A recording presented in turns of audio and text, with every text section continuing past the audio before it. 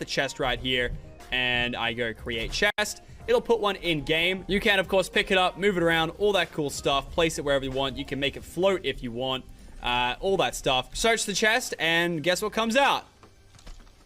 The item you put in. This is going to make some awesome game modes. What I personally love to see from the devs is maybe a way to maybe get that to be a random thing every time, because I think that could inspire some game modes. Lucky block. Anyway, moving on. I've also got the option to create a llama as well. So essentially, it's just going to spawn a llama. We can open it up, and it's the same thing. It's a chest, but it's a llama. And I think as of right now, currently... Oh, you actually can pick up the llama now. You couldn't do that yesterday. And of course, it goes without saying this is in progress. This may not be the final version that actually sees it tomorrow, because this will be like a week old, technically. So we'll see how we go. Look how many friends I have. I have a lot of friends. If you make your way over to this part of the island, it's essentially just a rift to get back to the hub. Also, importantly, you've got your escape menu, which has your island settings. So these are things that you can set game modes, teams, time limits, spawn locations, all that stuff. So you can have people spawn from the sky, their team pads, their spawn pads, all that stuff. Free-for-all, deathmatch, free play, game mode options for now, teams, and the time limit that it can go for. Up to a 20, a maximum of no time limit, and then 1 minute start. And so I've just hit start the mini game, and it's going to reset everyone and put them somewhere in the map, wherever I selected the sky, just mainly so I could show off my code one more time. Don't forget that's code Locky in the item stop. Did I say stop? Because I meant shop. And so because the game mode started, it's cleared my access to play creative, I guess you could say, and I have to wait until the 20 seconds is up. This is when you'd, like, you know, do your game mode, and then when the time's up, it'll reset it, save your world, reset any damage done to your world. Like, for instance, if I was to go ahead, completely destroy these llamas here, these innocent llamas who definitely didn't deserve that, they'll come back in 4 seconds. There we go, because I think it was a death match. It shows eliminations, deaths, all that kind of stuff. That's my name at the top left. It's like a dev build account.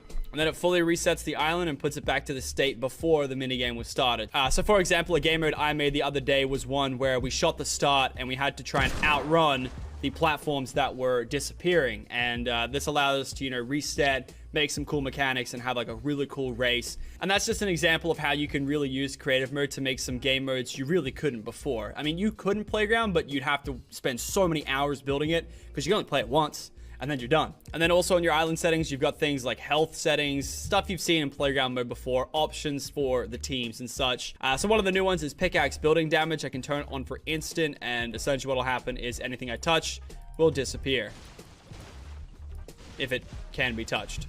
So these llamas, goodbye.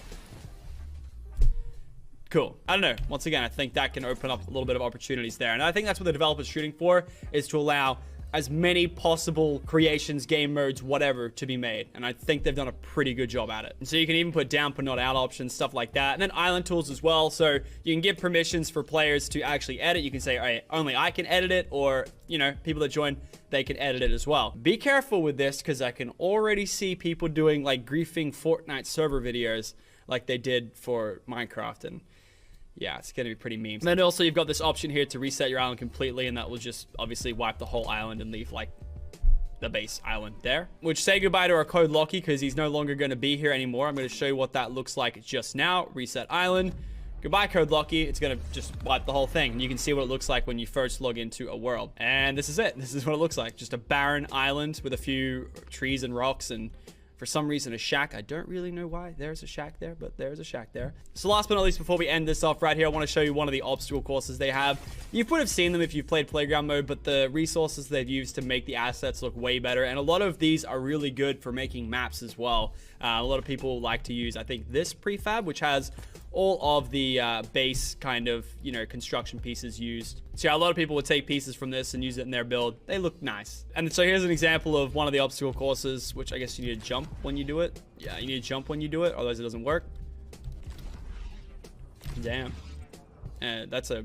got it, and done. I'm so good at this game. What can I say? And yeah, ladies and gentlemen, I think that's all we've got time for today. I hope you guys went on to enjoy this demonstration of Fortnite creative mode. When it comes out tomorrow, make sure to tweet me. I want to see whatever you guys make. And of course, hopefully we can work together in making some maps. I myself am very interested to see what the community makes.